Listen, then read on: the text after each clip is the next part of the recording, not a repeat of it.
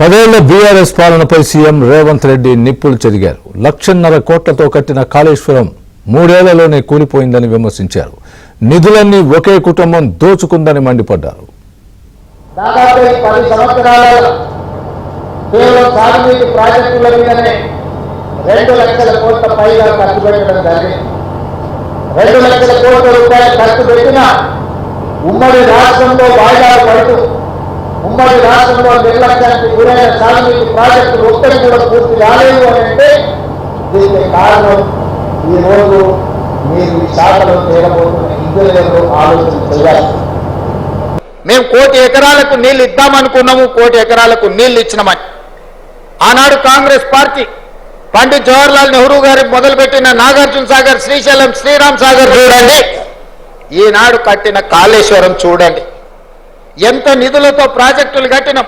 ఇవే కాదు, అంతకంటే వెనక్కి వెళ్తే నిజాం సర్కారు కట్టిన 1908లో ఈ నగరానికి వరదలు వచ్చి వేలాది మంది చచ్చిపోయినప్పుడు మోక్షగుండం విశ్వేశ్వరయ్య గారు డిజైన్ చేసిన ఉస్మాన్ సాగర్, హిమాయత్ సాగర్, మూసీ నది డిజైన్లను చూడండి, నిర్మాణాలను చూడండి. 100 సంవత్సరాలైన చెక్కు చెదరక మానవ నిర్మితమైన అద్భుతమైన కళాఖండాలుగా ఈ రోజు ఆ ప్రాజెక్టులు ఉన్నాయి. ఏ వరదలు లేవు, ఏ ఉపద్రవం లేదు, ఏ భూకంపాలు లేవు. 3 ఏళ్లలోనే కట్టడం కూలడం జరిగిపోయింది కాళేశ్వరం. ఈ 3 ప్రాజెక్టుల మీద 10,000 కోట్ల రూపాయలు కూడా మేము ఖర్చు పెట్టలేదు కాంగ్రెస్ పార్టీ. కానీ ఒక్క కాళేశ్వరాన్ని నేను చెప్పడం లేదు, కాగ్ ఇచ్చిన అంచనాలు 1,47,000 కోట్ల రూపాయలు. నేను ముఖ్యమంత్రిగా పదవి చేపట్టిన తర్వాత లెక్కలేస్తే 1,02,000 కోట్ల రూపాయలు కాళేశ్వరం ప్రాజెక్టులో కాంట్రాక్టర్లకు బిల్లులు చెల్లించను. ఇంకా ఒక్క కాళేశ్వరంలోనే ఒక 10,000-15,000 కోట్ల రూపాయలు కాంట్రాక్టర్లకు బకాయిలు ఉన్నాయి. చూసి ఇంజనీర్ గారికి చూపించినట్టు ఇక్కడొక బ్రిడ్జ్ కట్టి, ఇక్కడొకటి కట్టి, ఇక్కడొకటి కట్టాలి. వారు పేపర్ మీద రాసుకున్నారు, కిందికి వచ్చారు, కాంట్రాక్టర్కి ఇచ్చారు, ఆయన కట్టిండ్రు. ఇంత అధ్వానంగా గాల్లో నుంచి ప్రాజెక్టులను చూపించి 80,000 పుస్తకాలు చదివినా నేనే ఇంజనీర్ను, నేనే డాక్టర్ను, నేనే లాయర్ను, నేనే అని ఈరోజు నేనే దొంగనని ఆయనే చెప్పుకునే పరిస్థితులు ఈరోజు రాష్ట్రంలో దాపురించినాయి. అందుకే ఇంజనీర్ల పనే చేయండి. పొలిటికల్ ఎగ్జిక్యూటివ్స్గా మీరు ఇచ్చే సాంకేతిక పరమైన సమాచారాన్ని ప్రాతిపదికన ప్రాజెక్టులు కట్టాలా లేదా పాలసీ డెసిషన్ మాత్రమే పొలిటికల్ ఎగ్జిక్యూటివ్స్ చేయాలి.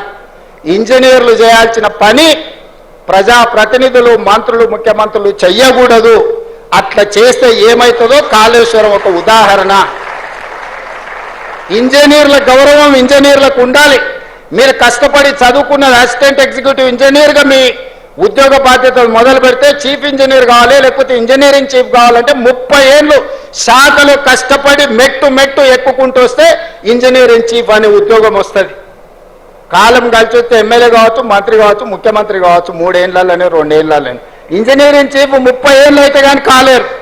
30 ఏళ్ళు అనుభవం, గాలి కొట్టుకొచ్చిన అవకాశంతో గాలి మోటార్లు తిరుక్కుంటూ ఇక్కడ బ్రిడ్జులు కట్టండి, ఇక్కడ బారేజులు కట్టండి, ఇక్కడ రిజర్వాయర్లు కట్టండి అని చెప్తే ఎట్లా జరుగుద్దో, ఏం జరుగుద్దో కళ్ళ ముందల కాళేశ్వరం ఉంది.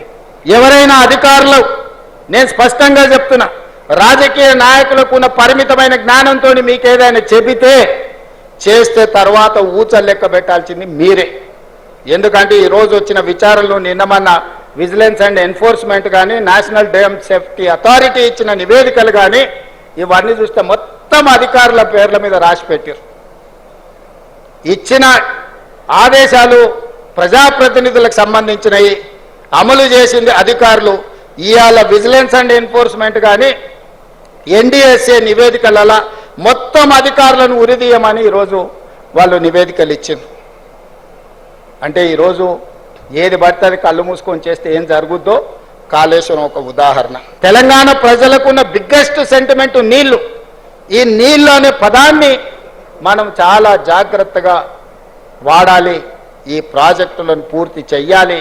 ప్రభుత్వం వైపు నుంచి సంపూర్ణంగా సహకరించి ఈరోజు నిజంగా సమయం వచ్చినప్పుడు ఖర్చు పెడదామంటే, నీళ్ళకు ఖర్చు పెడదామంటే నిధులకు షార్టేజ్ వచ్చింది. అయినా ఏదో ఒకటి ప్రయత్నం చేస్తాం. తప్పకుండా సాగునీటి ప్రాజెక్టులు ఏవైతే ఉన్నాయో SLBC కానీ, కల్వకుర్తి కానీ, పాలమూరు రంగారెడ్డి ఎత్తిపోతలు కానీ, భీమా నెట్టంపాటుతో పాటు సీతారామ సాగర్ లాంటి ప్రాజెక్టులు కానీ, సమ్మక్క సారలక్క లాంటి ప్రాజెక్టులు, దేవాదుల ప్రాజెక్టులను మొదటి ప్రాధాన్యత కింద పెట్టుకొని పూర్తి చేస్తాము.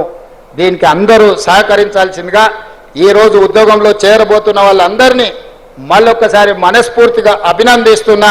ఉమ్మడి రాష్ట్రంలో ఒక 10-15 సంవత్సరాలు, ప్రత్యేక తెలంగాణలో ఒక 10 సంవత్సరాలు నోటిఫికేషన్ల కోసం కొట్లాడింది.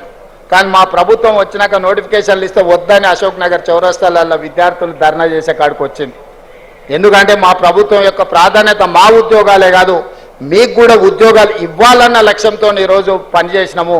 ఈ 14 నెలల్లో మీకు తెలుసు 60,000 ప్రభుత్వ ఉద్యోగ నియామకాలు చేపట్టి దేశంలోనే చరిత్ర సృష్టించినము.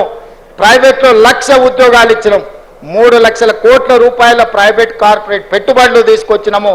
యువత యొక్క విద్య, యువత యొక్క ఉద్యోగాలు మా ప్రభుత్వం యొక్క మొదటి ప్రాధాన్యత. అందుకే ఈరోజు ప్రభుత్వం ఉన్న ఖాళీలన్నిటిని కూడా భర్తీ చేసే బాధ్యత తీసుకున్నాం.